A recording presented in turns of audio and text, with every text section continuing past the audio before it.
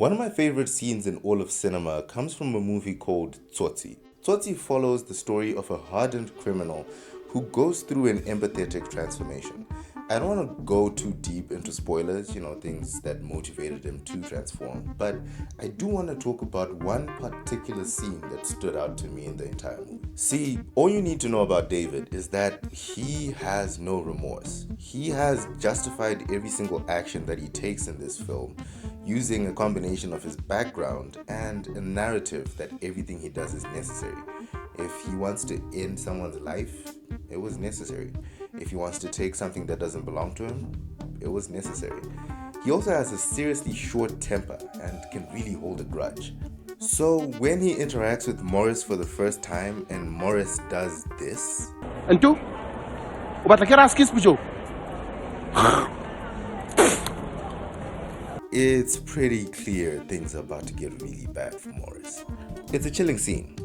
David basically stalks him for a while, watches him, gets an idea of who the man is, whilst at the same time clearly planning to end his life. But this isn't the part that really gets me in this scene. David is a criminal doing criminal things. What does get me is what happens when he finally catches up to him. Over answer. Such my child. Stand up. What? ML Lavine. And this J. Jesus Christ. I get a cripple, man. Aye, Waji, stand up.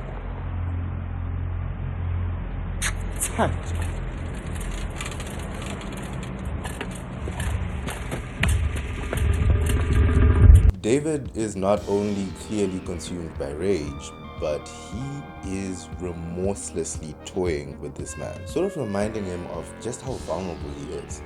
And it's kind of clear Morris is getting the message. Sharp. He's all the child what he had.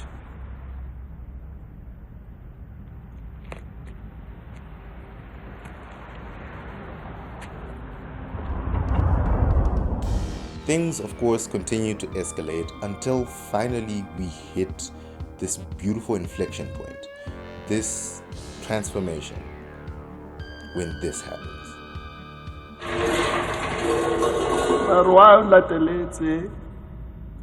Why? See, what I find interesting about this scene is we know why. Morris knows why. David knows why. At least on the surface, we know why.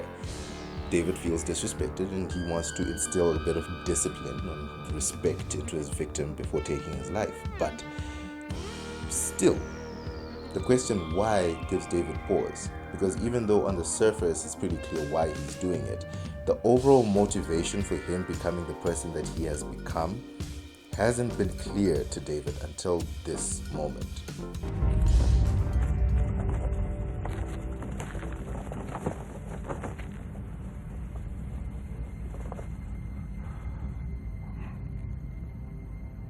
Ke judgile ntja one time. But it's a two fella. Ke khawate. Let's one alone, let's you.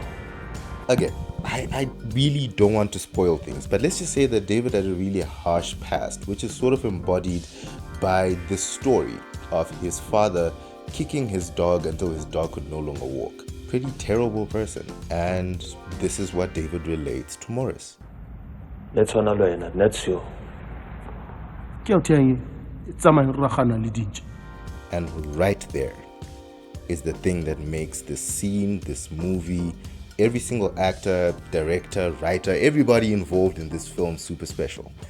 It's very easy to just make Morris super concerned with saving his own life. But Morris sort of takes the position of the audience in this scene. He asks a very simple question. What kind of man would kick a dog? But what David hears is what kind of man would do what you are doing right now.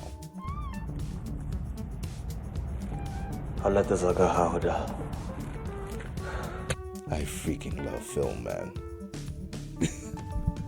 From this point onwards, the story takes a very different perspective of who David is. Had this entire scene, this entire interaction been removed, granted the film might have still hit all of the emotional beats it was supposed to hit, but it wouldn't have been the same.